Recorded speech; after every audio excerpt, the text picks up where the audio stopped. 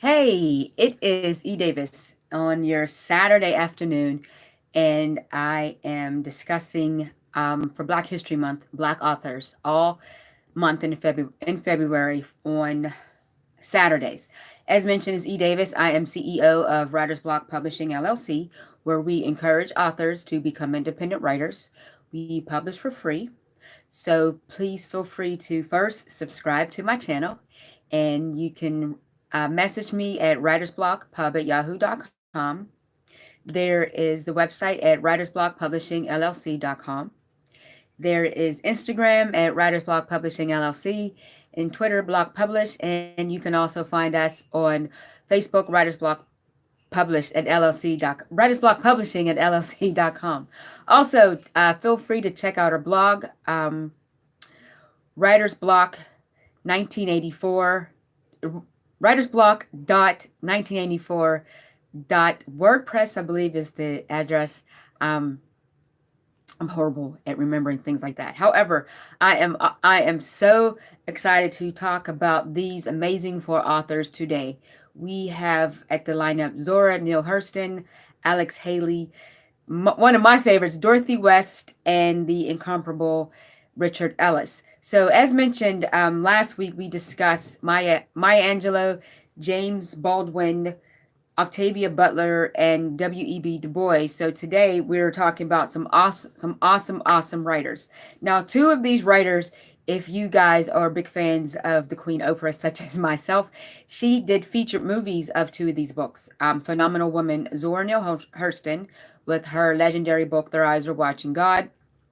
Dorothy West with her very, to me, my opinion, controversial book, The Wedding. And that actually, the movie itself that she created came out in 1998, if I'm not mistaken, or maybe 97, starring Lynn Whitfield, Halle Berry, um, hmm, Eric Thaw, an amazing cast. And it is, I want to say, a 6 hour movie, if I'm not mistaken.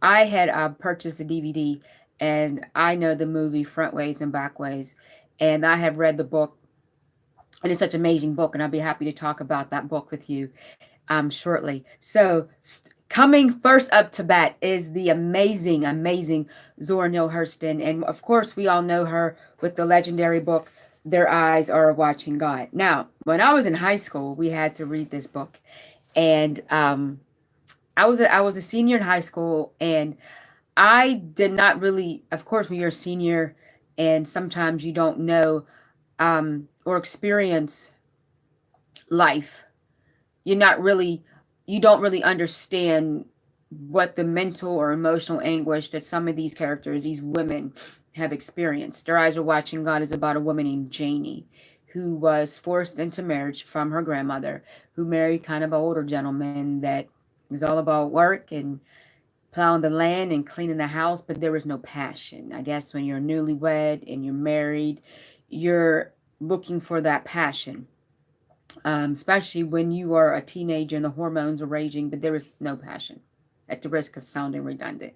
So she found that excitement in another gentleman, and she left her husband and moved in with another gentleman named Joe, and they ended up going down to Florida to actually start a community. And she was in love with him, but he kind of was, I would say this, emotionally and mentally and somewhat verbally abusive, forcing her to stay in a position such as a first lady, forcing her to refrain from socializing and being herself.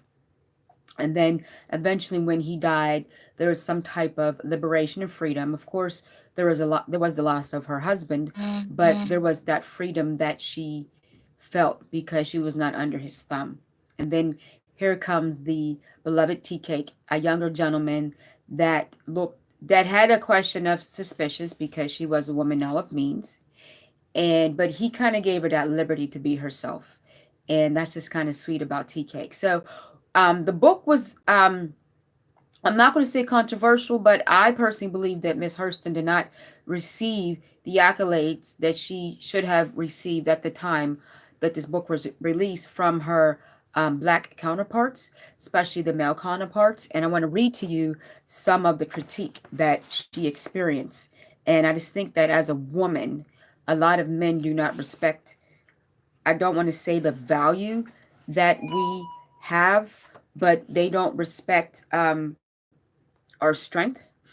And that's just how society is. So let me find I'm going to find a page for you here. Bear with me. So this is from the forward. You can see that right there.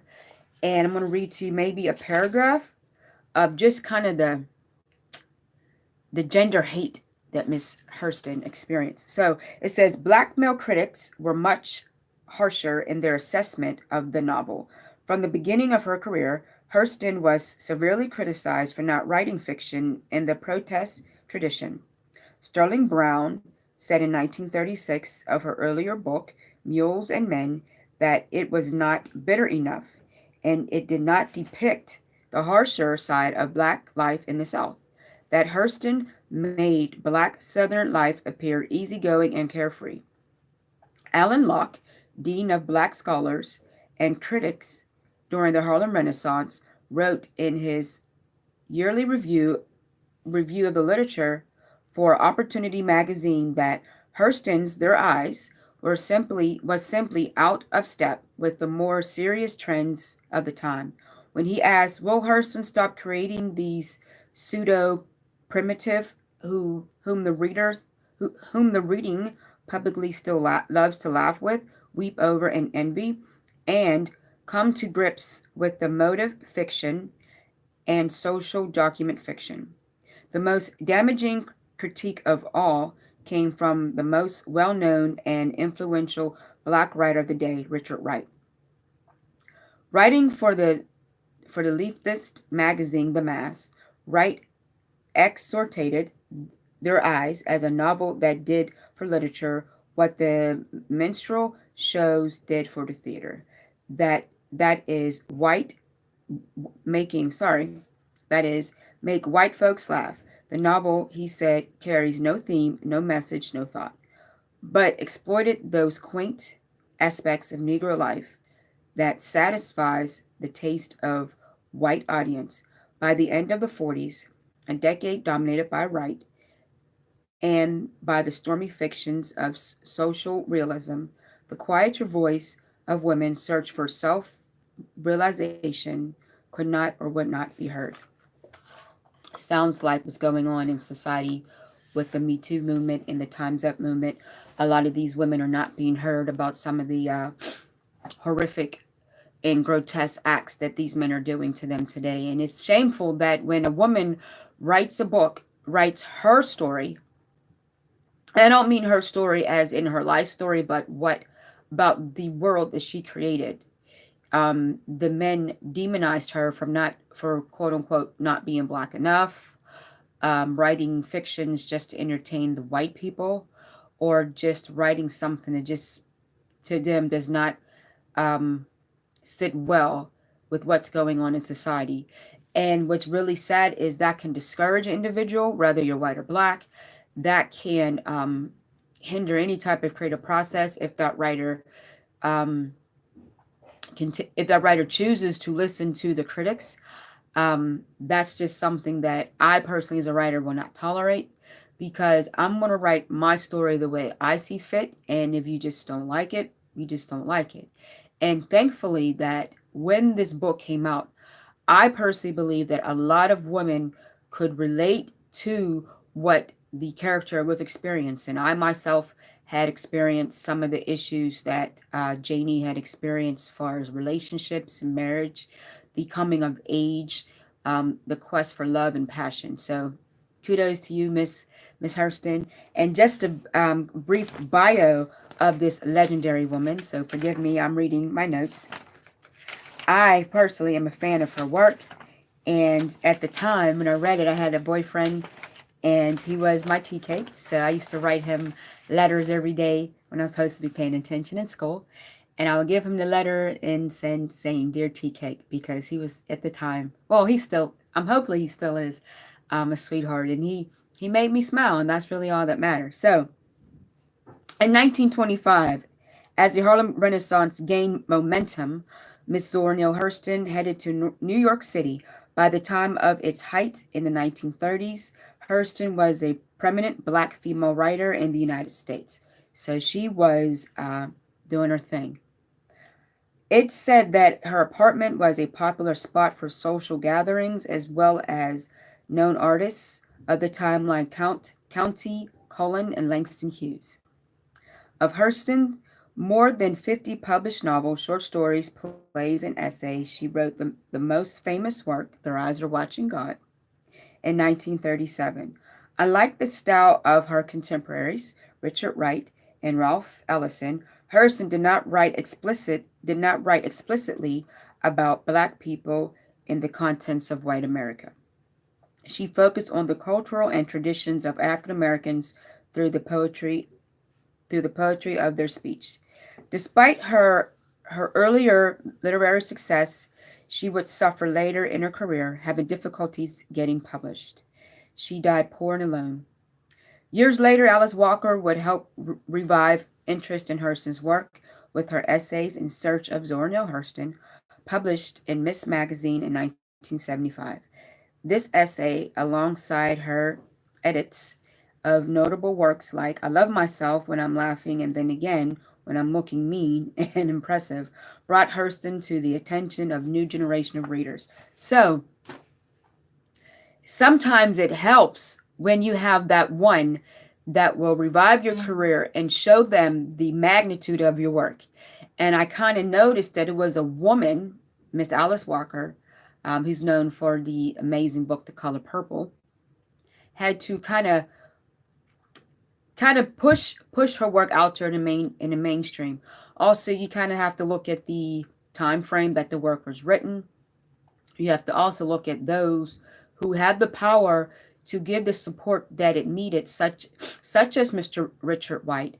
And he, as a man and as a black male, did not see the significance behind the work because it did not, and I will say this with respect to Mr. Wright, it wasn't black enough or did not really address the real issues at hand. And sometimes you may have to take a step back from the real issues and kind of get into your own world, your own imagination, and create a life that you would like to live. So this is the whole reason of writing. You may not be the queen, but in your book you are. Next on our heavy hitter list is Alex Haley. And we all know Alex Haley, who wrote Roots. Roots is a touchy subject. It is very horrific. If you have not seen the movie, it is it can be very demonizing. It can be very it has been very controversial. It has been a tearjerker, and a lot of people do not like to address this issue with slavery. Roots talks about Alex Haley's, I believe, his mother's side. He then wrote Queen, which was his father's side. Um, a lot of people, especially blacks and whites together, do not want to touch the aspects of slavery, touch the horrificness of slavery. But unfortunately, it was a part of the American culture. It is a subject that it should be talked about. It should be embraced, and each race should have respect for one another to understand where they're coming from, understand the knowledge base that they know, and each race should be open enough to accept the other race's truths. So a white person, respectfully, may not just want to hear it. They're sick of hearing it. It is what it is. It's over. Let's move on. Whereas a black person's like, we can't move on because of the horrific, the conditions and the how society treated black America. We can't move on because it's still embedded in our system.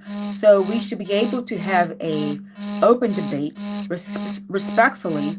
We can agree to disagree. We can still be friends in the end. But Roots is the ugly truth of what happened in this particular plantation, this particular family. Alex Haley, he hit it on the nail. And Queen, if you've seen the different movies or read the two different books, even though they dealt with slavery, Queen is a little bit more nicer. The slave master knew his slaves could read. He really didn't do anything. He treated slaves a little bit better than those in Roots. I mean, they still were slaves, but they kind of had a little bit more liberties than those. So, again, it is a very touchy subject. Alex Haley wrote the autobiography of Malcolm X, and there are some um, white liberals who don't like Malcolm X because at the time he was popular during the civil rights movement. He was very anti-white. He called white people devils, and he was very, very opinionated on his thoughts and beliefs until he himself went to Mecca and saw there were white Muslims, saw that there were white people who believe the doctrine of Muslims, of the doctrine of Islam, the way he did. So he had to retrain his thinking, repent for the things and the thoughts that he felt about white people, and he wanted to work together to bring unity between the races. So Alex Haley work is very controversial, and you have to have an open mind to understand and respect. And falling back on my notes, Alex Haley, let's see, where do I have Mr. Haley at? Alex Haley, here he is.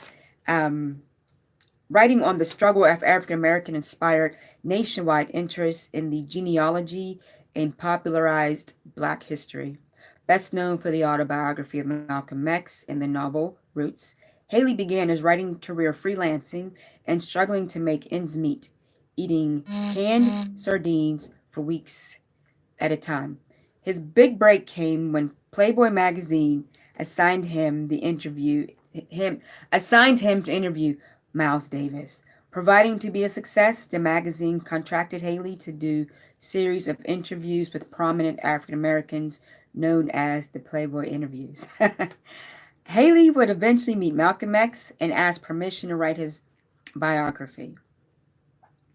And the autobiography of Malcolm X was soon became an international bestseller, and Haley became a literary success.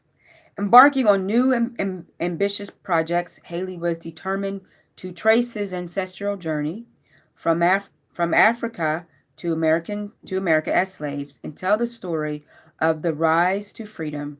After a decade of research and traveling to West Africa, the epic novel Roots, the saga of an American family, was published in 1976.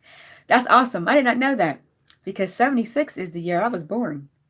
The book was a national sensation and won the Pulitzer Prize, eventually becoming a television miniseries that will shatter television viewing records when 130 million tuned in. If you enjoyed reading Alex Haley, consider reading Jasmine Ward and Tanisha Coates. If I'm pronouncing it incorrectly, I do apologize. So Alex Haley was also inspiring other writers to do just that. So Alex Haley, from my experience growing up, was an awesome writer. Roots was a movie that we all sat down and watched, and it didn't change my perspective on white people. One of my best friends, few of my best friends, are white, and we grew up together. We've been friends for 30 and 40 and 50. Well, 30 years because I'm not 50 years old yet. But it does bring awareness. It does bring respectable conversations. And again, these books, the autobiographies of such profound and interesting individuals, kind of open up your eyes to the real them and as to why they are who they are or they were who they were. Next on the block is the amazing Dorothy West. As mentioned, she wrote the book The Wedding and also other works, but I will fixate on The Wedding. She was one of the last living legends of the Harlem Renaissance. She passed away in 1998. The Wedding was one of the most, I think, is one of my favorite books because it definitely dealt with race. It dealt with the concept of light skin, dark skin. It dealt with the concepts of the African American elite. It dealt with social climbing. It also dealt with self acceptance. It dealt with marrying for love or for money. It hit on so many subjects in one book. Dorothy West, she was known for her observations of economic, social class, racial, and gender issues within the African American community. If you have not read the book, The Wedding, it's okay. You may not be a reader. I have 50 million books, and I can tell you, I don't read as many as I would like to. But if you have not read the book, The Wedding, I suggest you do read it. If you don't want to just sit down and read the book, get the movie. Okay, the movie is just as good as the book. That's very rare in today's society. It's very rare that you have such quality work in the movie and such quality work in the book. But leave it to Oprah to make sure that every aspect from the book is captured in the movie. Watch the movie, order it on Amazon, or write to Lady O, because sometimes it's playing on her channel, the OWN channel. So Dorothy is just an amazing. The Wedding, it just brings so much. It deals with Shelby Coles, who comes from a very prominent family. Her mother Corinne is played by Lynn Whitfield, and I forget her dad's name, but in the movie his name is Clark. I forget the actor's name. And of course she has her sister, and her sister Liz marries a doctor. He's a doctor, but he's dark skinned. And her mom, Lynn Whitfield, her character is biracial. So of course her skin was light. And back in the day, it was a light skin versus a dark skin. But she didn't want to invite her soon to be in-laws to Liz's wedding because they would look dark skinned, and that would have just not been have sat well. However, now that Shelby's getting married, she happens to marry an out of work musician who's white. And that's just really, of all people, you marry a white male, but there's black doctors and black lawyers. So it's kind of frowned upon. But it was, do I marry for love or do I marry for money? And their father was a respectable doctor who was light skinned, and it was a mess. So they all had to go back into their history and find out, where did these issues really come from? And why did society brainwash us enough to not accept the person for who they are, not fall in love for who they are? And Lynn Whitfield had to face a harsh reality, and Halle Berry's character had to face a harsh reality, and the decisions to marry. I don't want to say anymore because I'll give it away. But Dorothy West, oh man, when I found out the historicness of who she is, I definitely had to go to my friend Google and do my research. And I read the book about 3 times. And again, I've watched the movie so many times. I know it from the very opening credits to the ending credits. And it's such an amazing story. So check out Miss Dorothy West. And last but not least is Richard Ellis. And I'm bending down to get my notes. Let's see what we have here about Mr. Ellis. Born Ralph Waldo Ellison. My dad's name is Ralph. After the famous journalist and poet Ralph Waldo Emerson, Ellison was known for pursuing universal truths through his writing. A literary critic, writer, and scholar, Ellis taught at a variety of colleges and spent 2 years overseas as a fellow of the American Academy. In an effort to transcend the starkly defined racial categories of the 1950s, he was sometimes criticized for choosing white society over his African American identity. Identifying as an artist first, Ellison rejected the notion that he should stand for particular ideology, refuting both blacks and white stereotypes in his collection of political, social, and critical essays titled Shadow and Act. However, it was Ellison's first novel that established his place as an important literary figure in America. Published in 1952, the first line of Invisible Man struck a chord with hundreds of thousands of readers. I'm an invisible man. No, I'm not a spook like those who haunted Edgar Allan Poe. Nor am I one of your Hollywood movies' ectoplasm. Hope I said that right.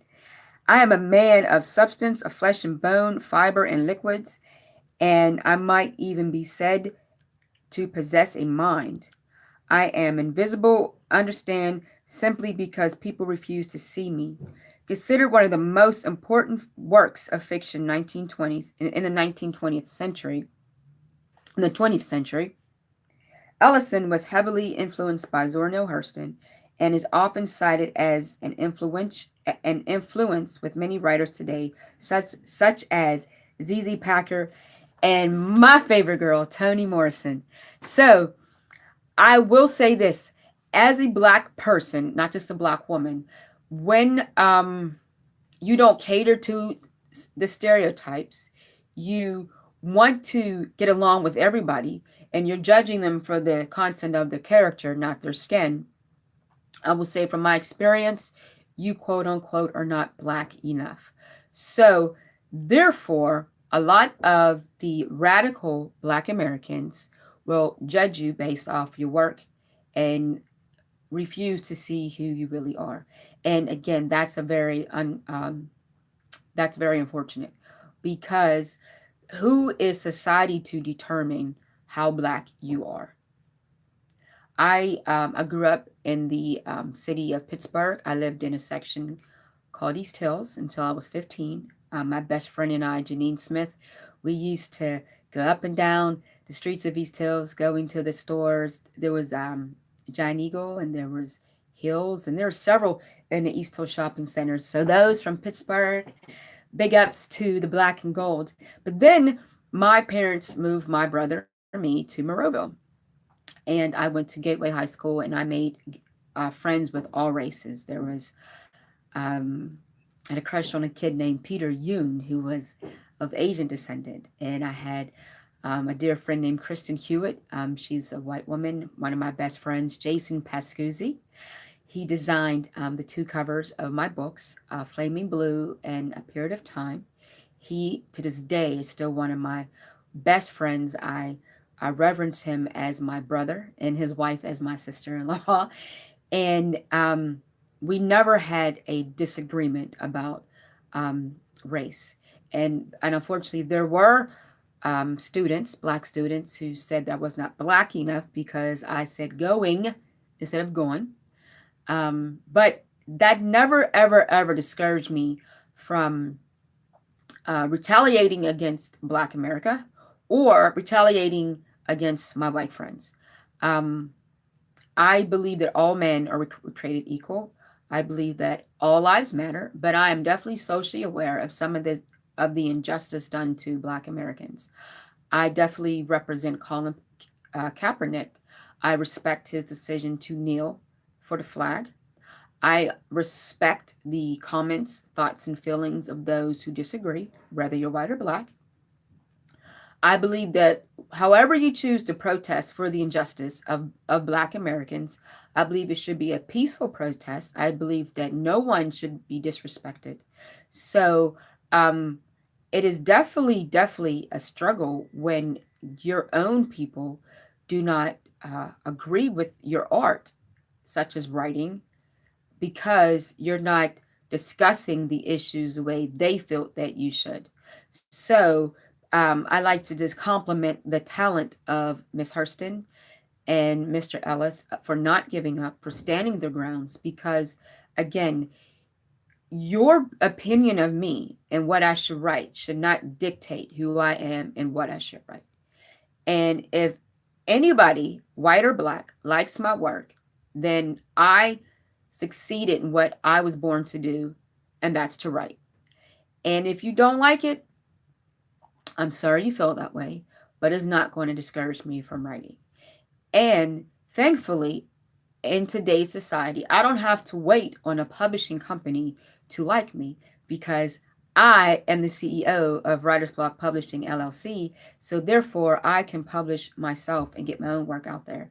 And with the use of technology such as the YouTube, Instagram, Facebook, all the other great apps, I can promote myself. And I may not be bringing in the big bucks, but I'm doing exactly what I love, which is writing.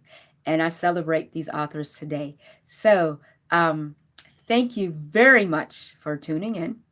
Next week, coming up to the block, is, of course, I'm just so excited, is Toni Morrison. I can't, I'm such a geek. I'm so excited to be talking about, I'm looking for her book. Here it is, we're going to be discussing her book, Love, because this is the month of February. And it is also her birthday weekend. Her birthday is February 18th, which is the day before one of my dearest friends, Micah, and my favorite uncle, my Uncle Harry, who celebrates the birthday on the 19th, but Tony is the 18th. I am just I'm such a I'm such a dork, but I'm just so excited because she is my all-time favorite writer. She, like me, have dreadlocks. I'm not as gray, but I vanity will keep the gray away. But nevertheless, she is just woo. You would think if she was sitting right here. Okay, next, and then Amari Baraka, Elizabeth Taylor Bland, and Pittsburgh's very own August Wilson. So tune in next week. Also, follow me on blogtalkradio.com every Saturday at 6 p.m. I will be reading some excerpts talking about the Black writers as well, and almost a recap of this video. And we are going to be celebrating Black history all month. Talk with you guys soon. You have a great day.